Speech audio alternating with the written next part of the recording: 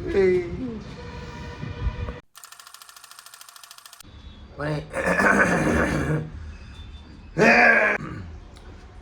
ഇന്നലെ വരെ എനിക്ക് എൻ്റെ മാനേജറിനോട് കുറച്ച് ബഹുമാനം ഉണ്ടായിരുന്നു. കാരണം പുള്ളിക്കാരൻ ഒരു മലയാളിയാണ്. ഇയാളെ പോലെ എനിക്ക് ഇടയ്ക്കിടയ്ക്ക് പണി തരത്തില്ല, മനസ്സമാധാനം തരും, ഉള്ളിൻ്റെ ഉള്ളിൽ മലയാളിയാണ് എന്നൊരു ഒരു ഒരു ഒരു ഒരു വിചാരം ഉണ്ടായിരുന്നു മോനെ. പക്ഷെ എനിക്ക് ഇന്നലെ തെറ്റി.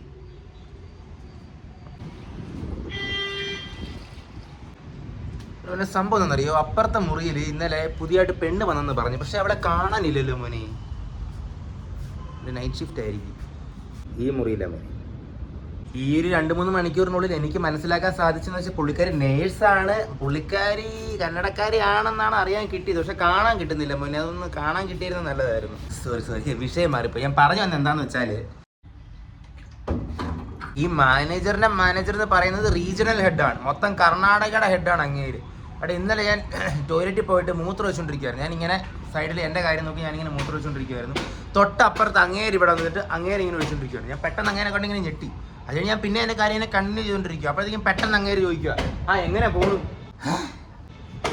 അപ്പം ഞാൻ ചോദിച്ചു, അപ്പം എൻ്റെ മനസ്സിൽ എങ്ങനെ പോകാനാണ്? സാധാരണ പോകുന്നതിനെ ലൂസായിട്ട് പൊക്കോണ്ടിരിക്കുന്നു, കുഴപ്പമൊന്നും ഇല്ല. എന്നിട്ട് ഇങ്ങനെ ചോദിക്കുക, പറ കാർത്തിക എങ്ങനെ പോകുന്നെന്ന്. ഞാൻ വിചാരിച്ചു എന്താണ് സാർ? ഞാൻ പറഞ്ഞു എന്താണ് സാർ? ഒന്നുമില്ല, ഇങ്ങനെ തട്ടിമുട്ടിക്ക് ഇങ്ങനെ പോകുന്നു എന്ന് പറഞ്ഞു.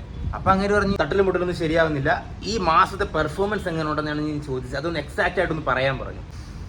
മോനെ അകത്തിരുന്നുള്ള ടോർച്ചർ സഹിക്കാൻ പറ്റാതെ മോനെ മൂത്രപ്പുരൽ കുറച്ചൊന്ന് മൂത്രം ഒഴിച്ചൊന്ന് റിലാക്സ് ചെയ്യാനായിട്ട് വന്നത്. അതിൻ്റെ ഇടയ്ക്കും ഇങ്ങനെ ഓരോരുത്തന്മാർ വന്നിട്ട് മൂത്രം ഒഴിക്കുന്നതിൻ്റെ ഇടയ്ക്കും എങ്ങനെ പെർഫോമൻസ് എന്നൊക്കെ ചോദിച്ചാൽ എന്താടാ പറയേണ്ടത്? മൂത്രം ഒഴിക്കുന്ന സമയത്ത് അതിലല്ലേടാ കോൺസെൻട്രേറ്റ് ചെയ്യേണ്ടത്.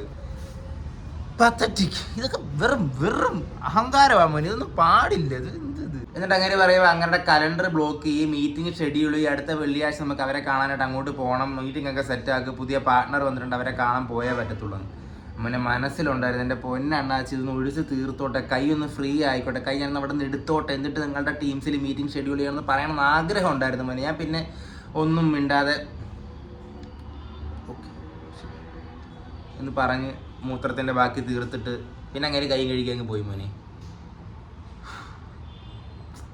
എനിക്ക് ഇഷ്ടപ്പെട്ടില്ല മോനെ. മൂത്രം ഒഴിക്കാൻ നേരത്ത് കുറച്ച് ബേസിക് എറ്റിക്യൂട്ട്സ് ഉണ്ട്, അത് നമ്മൾ പാലിക്കണം. മുഴുവൻ ഒഴിക്കാൻ പോലും പറ്റിയില്ല.